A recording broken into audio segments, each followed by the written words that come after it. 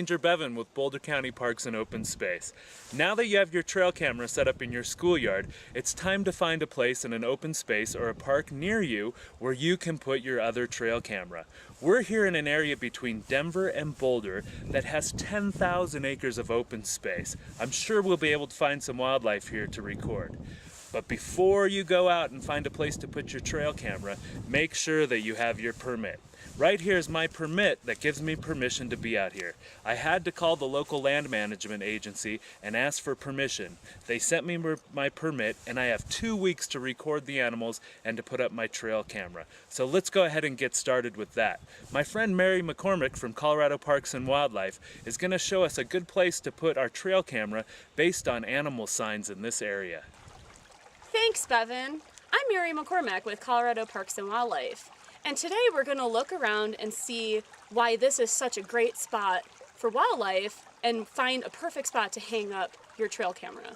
First thing that's great about this spot is the water that you see behind me.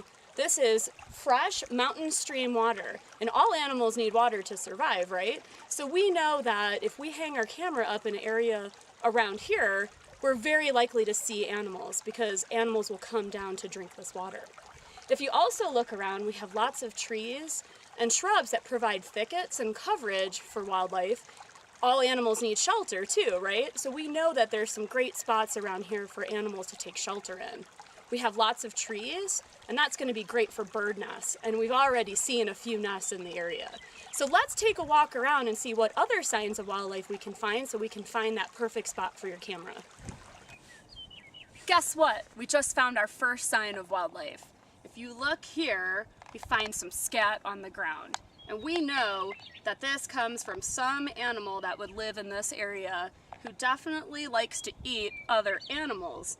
One thing you can do is use a stick to kind of pick and break apart the scat to kind of get a better idea to help you identify what animal may have left this dropping.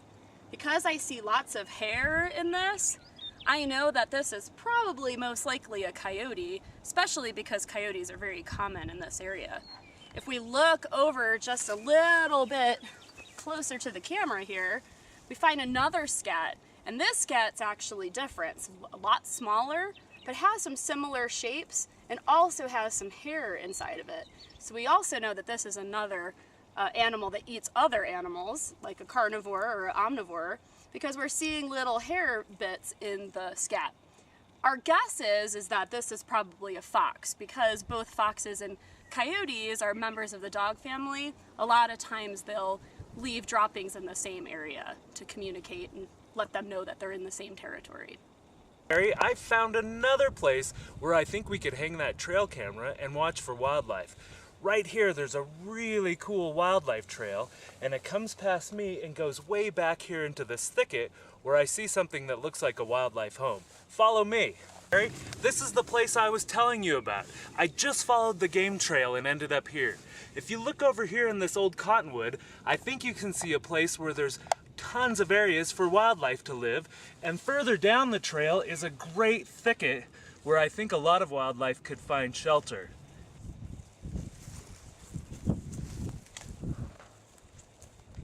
So Bevan, you mentioned game trails. I just followed what looks like a game trail to this spot, and I think we're going to find some signs of wildlife.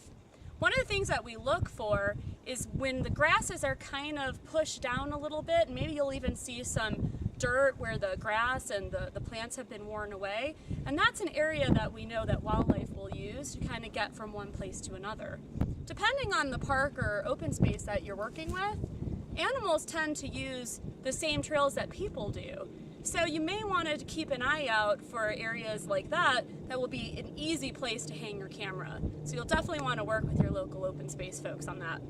So one thing that I know why we're in a good location for wildlife is we have this grove of wild plums, and animals love wild fruit.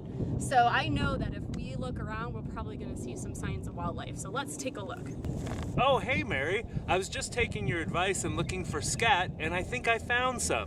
I was looking in my field guide to figure out which type we have. It's right down here.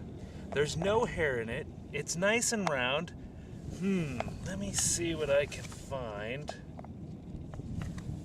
Oh yeah, right there. You know what? I think this belongs to mule deer. It's in a pile, it's the right size, it's the right place. Yeah, I definitely think we have mule deer here. This might be a great place to put up your trail camera. Okay, now that we've explored the area and we found all the clues that animals have left behind for us, we're getting pretty close to figuring out the perfect tree to hang our trail camera. But first we want to go over a few tips to think about before you actually hang the camera. Number one is you probably want your camera facing north. That way the rising and the setting of the sun will not interfere with the pictures being taken.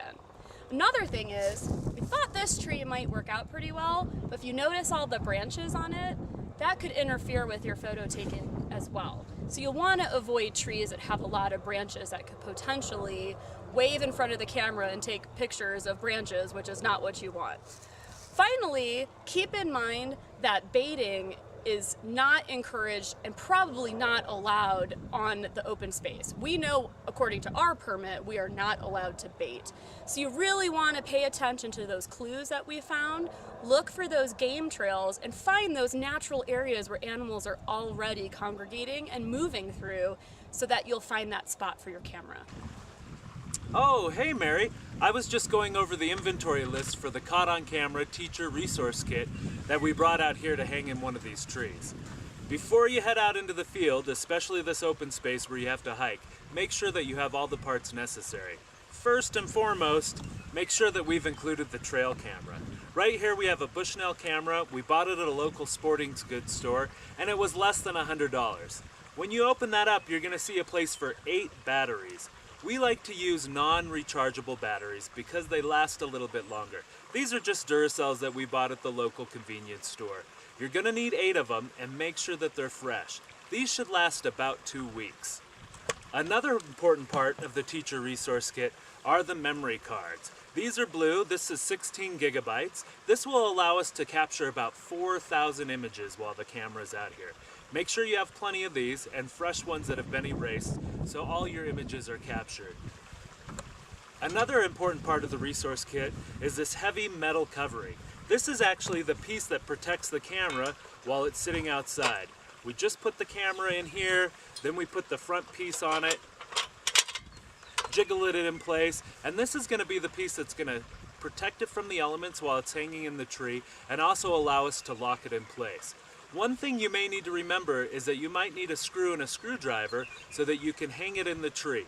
Make sure this is okay with the rangers where you get your permit. The next thing you're going to need is the cable lock and the key. I'll show you how to use this later, but this helps us protect the box from getting stolen and make sure that it hangs up in the tree without falling down. Those are all the components you should have when you head out into the field. Make sure you're there before you go. All right, Mary, I think we found the perfect tree. It's this great big cottonwood here, right underneath a game trail. It's facing north, so we won't have to worry about sunrise and sunset. There's no branches to interfere with the camera, so I think we're good to go. Now I've got the camera here, so let's check the batteries one more time. Okay, fully loaded. Right there we have our blue memory card, it's ready to go. I just flipped the camera on. Let me check, yep, it's good to go. If you have any questions about the controls here, they're in the teacher resource guide, so you can look that up. Close up the camera, super easy to do, and then we're going to put it inside the protective case. So let's put it in the back first, then we're going to put on the front. This just slides right together, and this is a good time to call one of your students over to help you because you're going to have to bear hug this tree. All right, come on in, Mary. All right, give me this end, Mare. You're going to slide this right through the back of the game camera. There we go. Mary, can you take that end? We'll slide it right around the tree. Excellent. I'm going to hold the camera in place while Mary hands me the end. Great. Mary, can you hold the camera? All right. See, this is definitely a job for 2 people. While Mary holds the camera, I'm going to slide it right through the lock and cinch it up very, very tightly.